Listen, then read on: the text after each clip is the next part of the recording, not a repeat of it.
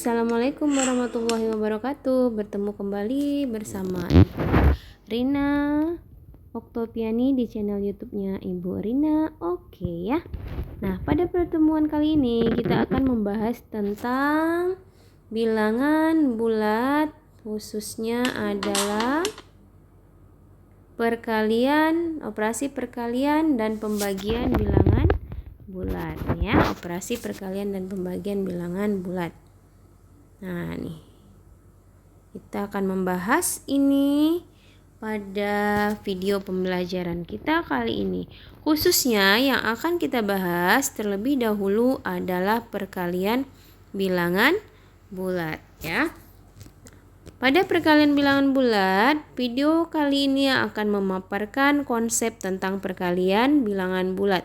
Sebenarnya materi ini adalah materi mengulang daripada pelajaran kalian di SD ya. Di SD kalian sudah memahami dan sudah menghitung, sudah menghafal perkalian bilangan bulat. Nah, kita ingatkan kembali. Kalian mungkin pernah melihat ya, resep dokter. Nah, resep dokter seperti yang ada di depan kalian ini. Nah, pada resep dokter ini tertulis bahwa obat yang harus diminum itu aturannya adalah 3 kali 1. Nah, apa yang kalian pahami ya, jika kita menerima resep dokter untuk penyakit kita tertulis 3 kali 1, itu biasanya artinya adalah kita meminum obat itu 1 siang, kemudian 1 malam ya, 1 pagi ya, atau pagi siang malam. Jadi ada berapa obat yang kita minum dalam satu hari dengan aturan 3 kali 1? Ada 3 butir obat. Nah, itu jika resepnya tertulis 3 kali 1. Lalu bagaimana jika ada resep obat yang tertulis 1 kali 3 ya, nih. Resepnya 1 kali 3. Memang hasilnya juga akan sama 1 kali 3. Ketika kalian minum obat dalam satu hari, itu jumlah obat yang masuk ke dalam tubuh tuh sama-sama 3, tapi prosesnya beda ya. Ketika 3 kali 1 kalian minum 1 kali pagi, 1 kali siang, 1 kali malam. Nah, kalau 1 kali 3 ini hanya 1 kali kalian minum dan langsung 3 biji. Ya, langsung tuh 3 biji obat langsung diminum sekaligus. Nah, jadi ini yang harus kalian pahami konsep tentang perkalian. Ya, 3 kali 1 artinya satunya ini yang 3 kali, yang ujungnya itu 3 kali kita tambahkan 1, 2, 3. Ya. Seperti itu. Ibu kasih contoh lagi yang lain. Misalkan ada sebuah gedung nih, gedungnya seperti ini. Gedung ini terdiri dari 5 lantai. Ya, mana tuh yang 5 lantai? Kita lihat 1, 2, 3, 4, 5. Ada 5 lantai dan satu lantai itu tingginya adalah 6 meter. Ya, satu lantai ini tingginya 6 meter. Ini 6 meter. Nah, berapakah tinggi gedung dari lantai 1 ke lantai 5 tanpa memperhitungkan atapnya? Ya, berarti kan kalian tinggal menjumlahkan ya. 6 ya, di sini 6, lantai kedua 6, ketiga 6, keempat 6, kelima juga 6. Nah, semuanya ini tinggal kita jumlahkan ya. Jadi ada 6 tambah 6, 6 tambah 6 tambah 6 tambah 6 tambah 6. Ya, itu namanya di sini. Nah, jadi semua ada berapa? Semuanya 6 tambah 6 12, tambah 6 18, tambah 6 24, tambah 6 hasilnya adalah 30 ya. Jadi itu contoh perkalian bilangan bulat. Nah, sekarang kita lanjutkan. Seperti halnya pada penjumlahan, pada temuan yang sebelumnya bahwa pada penjumlahan juga berlaku sifat komutatif, sifat asosiatif ya, begitu juga di perkalian. Nah, ini sifat komutatif, sifat asosiatif, dan sifat ada tambahan satu lagi yaitu sifat distributif. Nah, apa itu sifat komutatif? Seperti halnya pada sifat komutatif penjumlahan, maka di sini berlaku A dikali B sama dengan B dikali A. Apa itu contohnya? Seperti yang tadi sudah Ibu sebutkan ya. Kita ambil contoh tadi resep dokter tadi. 3 kali 1. Ini hasilnya adalah 3. Yang 1 kali 3. Ini juga hasilnya 3. Nah, hasilnya sama tetapi sekali lagi prosesnya berbeda ya. Jadi kalian harus pahami, jangan sampai salah memahami resep obat contohnya.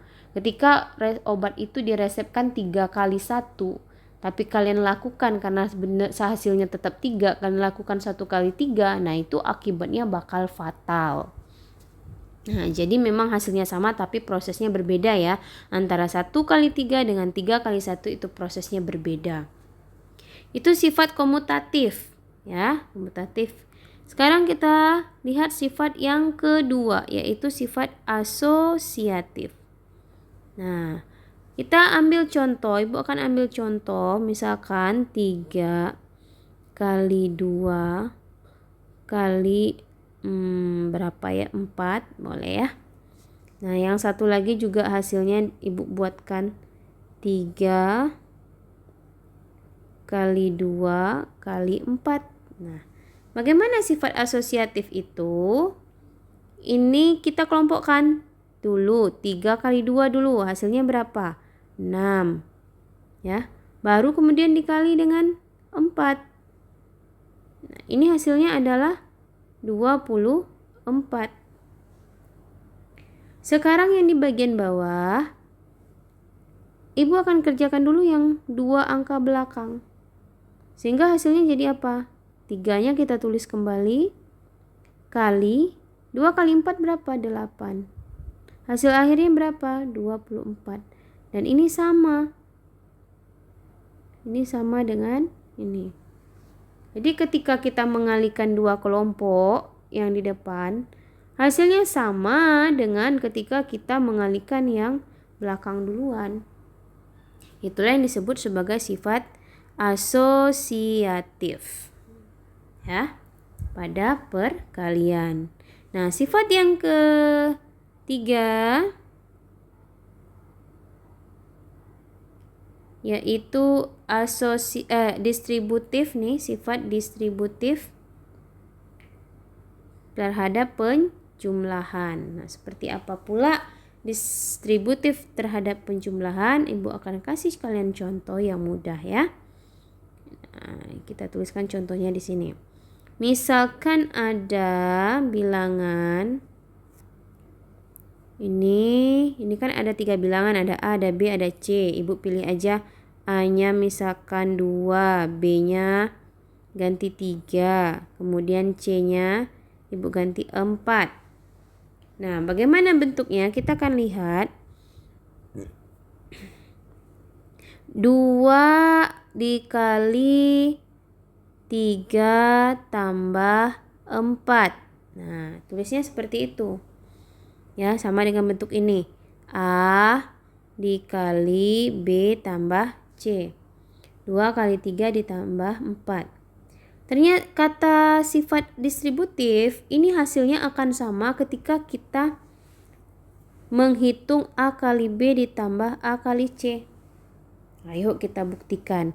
2 kali 3 tambah 4. Seperti tadi, 3 kali 1 berarti satunya 3 kali. Sekarang 2 kali 3 tambah 4. Berarti 3 tambah 4-nya ini 2 kali. 3 tambah 4 ditambah lagi 3 tambah 4. Nah, 2 kali ya. Kita bisa hitung. 3 tambah 4 ditambah 3 tambah 4 ini hasilnya berapa? 7 tambah 7. 7 tambah 7 hasilnya 14. Nah, apakah hasilnya 14 ini akan sama dengan ketika kita mencari dengan cara, ya, tadi itu kita cari dengan cara 2 kali 3 ditambah 2 kali 4. Nah ya, sebenarnya kita bisa lihat yang cara yang tadi 2 kali 3 ini 1, 2. Benar, 2 kali 3-nya. 2 kali 4. 1, 2. Benar, 2 kali 4 ya. Dan hasilnya pun bisa kita hitung. 2 kali 3, 6. Dikali 2 kali 4.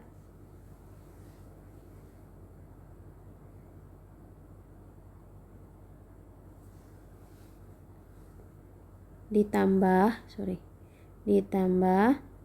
8. Jadi hasilnya adalah 14. Nah, inilah yang disebut dengan sifat distributif perkalian ya, yang biasanya nanti itu bentuknya seperti ini nih. Sederhananya distributif perkalian terhadap penjumlahan itu ya.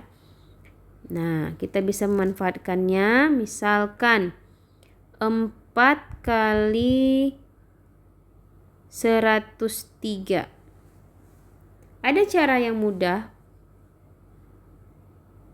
menggunakan sifat distributif. 4 kali 103 itu bisa diubah menjadi 4 kali 100 tambah 3. Nah, ini perkalian yang mudah, jadi kalian tidak menghitung yang sulit-sulit kan. Ini 4 kali 100 distributifnya. Jadi dapat 400. Ditambah nih, ikutin ini, ditambah. Tambah berapa? 4 kali 3. 12. Sehingga hasilnya adalah 412. Nah, ini cara aplikasi atau penerapan dari sifat distributif perkalian terhadap penjumlahan, sehingga mempermudah kalian mencari hasil perkalian bilangan bulat. Nah, pada pengurangan juga berlaku seperti itu ya, cuman tandanya berbeda. Operasi di dalam ini adalah kurang ya. Jadi nanti di sini akan berubah dia, tanda kurang kalau untuk pengurangan ya. Itulah sifat perkalian bilangan bulat.